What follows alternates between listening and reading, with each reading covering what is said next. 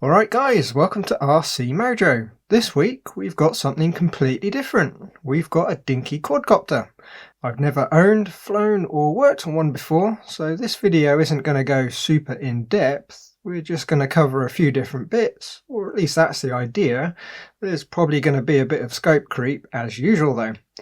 For those who haven't been following the channel for a long time, you won't have seen the old videos on model planes, and I think there was even a couple of heli videos in there too. So I'm not starting from scratch in terms of model aircraft. I've been flying RC since the mid-late 90s, so I'm not a beginner pilot. I'm also a paid-up BMFA member with a CAA certificate.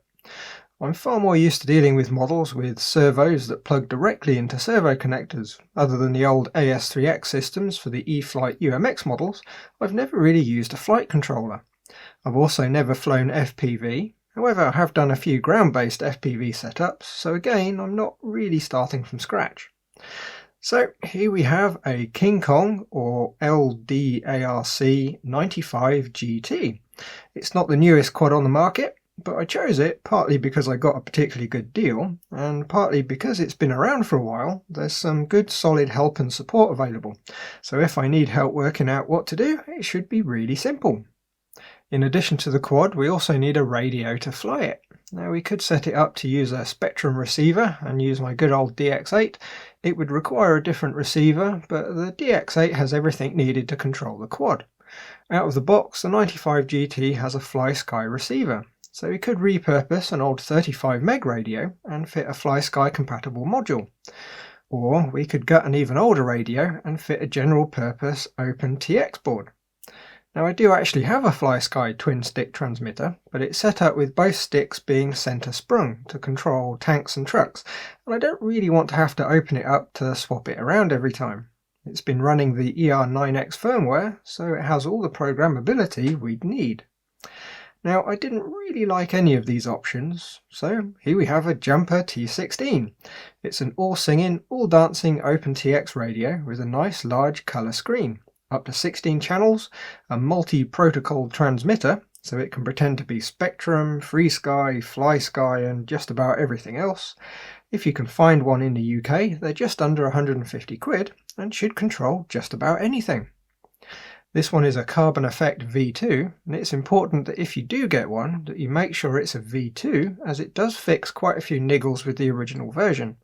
Other people have covered that in far more detail though. I'd just be repeating second-hand information. It's also worth mentioning Jumper now has the T18, which should be available very soon, which looks to be an even better design. And then there's the Radio Master TX16S, which for all intents and purposes is a slightly upgraded Jumper T16. It's getting a bit tricky to keep track. All these low-cost, high-spec radios are being developed at a crazy pace right now. I've done a quick setup for a model for the 95 GT. We've got all the 4 primary channels for pitch, roll, yaw and throttle. And there's a couple of switches assigned for mode selection, but we'll have a closer look at that in a bit. Back to the quad, let's see what you actually get. Well, it's a carbon fibre frame with 4 tiny brushless motors. There's a camera on the front hooked up to a UK legal 25mW 5.8 gig transmitter. Under the cover there's an ESC and flight controller, and under the frame there's a FlySky receiver. In the box we have a white replacement cover, a nice little instruction sheet. It just about tells you what you need to know to get airborne. If you are coming in with no flight experience, you might struggle a bit. With no RC experience at all, it would be a bit of an uphill battle, but with all the help that's around on YouTube, it would be far from impossible. In the orange box, we get some other little bits and bobs.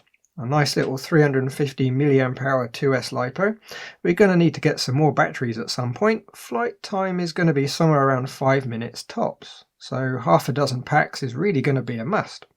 A set of prop guards. Now, if you've not flown helis before, or you're planning to fly around trees, they might be a good idea.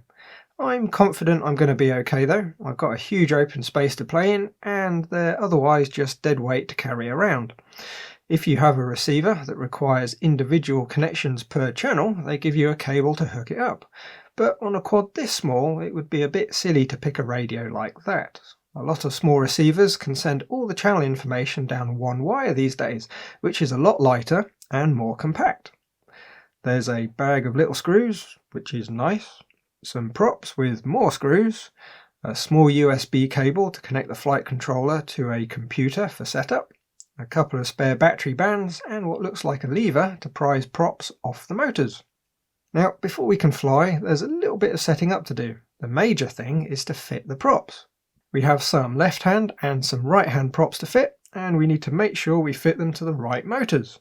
On a traditional helicopter, you've got the main rotor which spins, and due to physics being a bit of a pain, that means the airframe wants to spin in the opposite direction, so we have the tail rotor to keep things straight.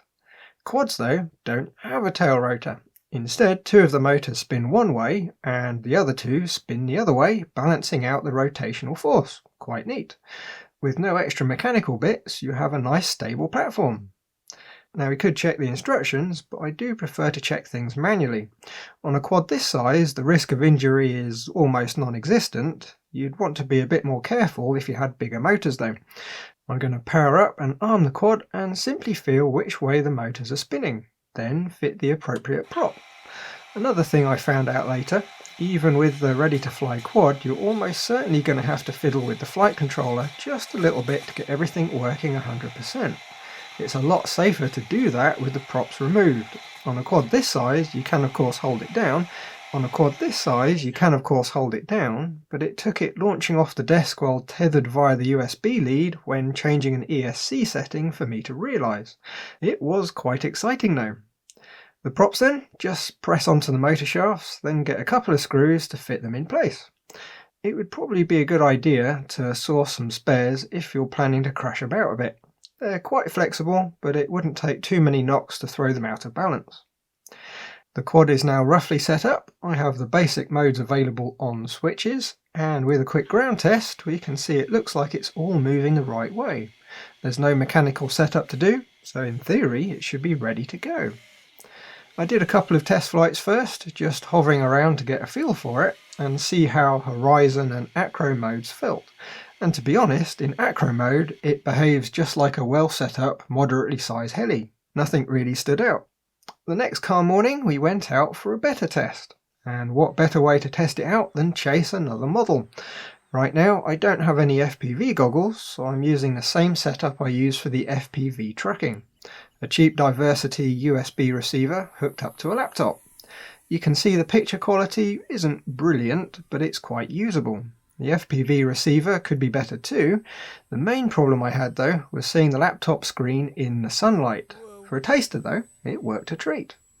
While I was setting up the flight modes, I had a recurring issue. Quite randomly, after changing a setting, the flight controller would stop responding to the receiver. Even after cycling the power, it still wouldn't arm. The only way I could get it working again was to reset all the settings back to default. Eventually, I managed to get a working setup, but this really wasn't ideal. The fix, of course, was to update the Betaflight firmware on the flight controller. Now, I'm not going to show the update process as I was still experimenting and learning myself. It's covered by many other people though, so the information is easily available. But we will have a quick look at the Betaflight software. I'm running Linux here, but you can get the software for macOS and Windows too, and other than the way it's installed, it's all pretty much the same. All being well, with the quadcopter connected and the software running, you should immediately get a nice 3D representation of the quad's position on the screen. All quite neat. You can also calibrate the sensors here, and if you've got a compass, see the heading and all that sort of good stuff. Next is the ports tab for setting up the serial ports. There's nothing to do here right now, but we will be playing with these later or in another video. Configuration is where most of the fun stuff is. Lots of settings that will make the quad unflyable if you fiddle with them. And incidentally, it's the ESC motor protocol setting that caused the quad to launch off the bench. So watch out if you're going to play with that one. Power and battery doesn't really do much with this flight controller, so we'll skip that. PID tuning is something I don't really understand yet, so I'm not in a position to recommend anything, other than the defaults seem to manage quite happily. For the receiver tab, we'll need to connect a battery to power the radio, otherwise we won't get any signals. It's an 8-channel radio, so we've got 8 bar graphs showing what the flight controller can see. If we fiddle with the sticks, you can see them move, along with another 3D quad showing what the controls are actually doing. Very nice. Mode is a very important one. This is where you set up the switches to control the flight modes. Don't pay too much attention to my setup here, as I was still experimenting, trying to get a feel for what all the modes actually do. It doesn't matter how many descriptions you read or videos you watch, you really can't beat just trying them out to see for yourself. The last 3 tabs are for motor testing, the black box which logs all the flight data, and the CLI, command line interface, which gives you access to settings hidden in the graphical interface. The main thing though is the firmware update. Essentially, you just select the appropriate board from the drop-down menu and hit the go button. Again, there's lots of good proper guides around if you want details. The big thing was after the update, all the bugs I found trying to set it up out of the box were fixed, and it made it so much easier to use. For the next flight, I set up my Quantum Half Overlord. Here it is in an old video where we were playing with a Tamiya TXT1 with an FPV setup. Sadly though, it's long since out of production. It's a 3-receiver diversity system with high-gain directional antennas. Basically, as long as you're somewhere in front of it, you get far better reception. This means we can buzz around without so much picture breakup. It's much nicer to fly like this. It really helps a massive amount to have a good receiver when you've only got 25 milliwatts to play with. Next time we'll look at swapping out to a receiver with telemetry so we can monitor the signal strength, adding a barometer so we can monitor altitude to get a feel for what it looks like as we approach our 400-foot ceiling. And of course we'll be trying out some budget goggles. So that's it for this week then. As always, thanks for watching, like if you liked, subscribe if you haven't, and leave a comment if there's something on your mind. Bye guys. Well, I'm over the trees at the far side of the field, at 100 feet, and I've got no signal breakup at all, and I'm facing the receiver.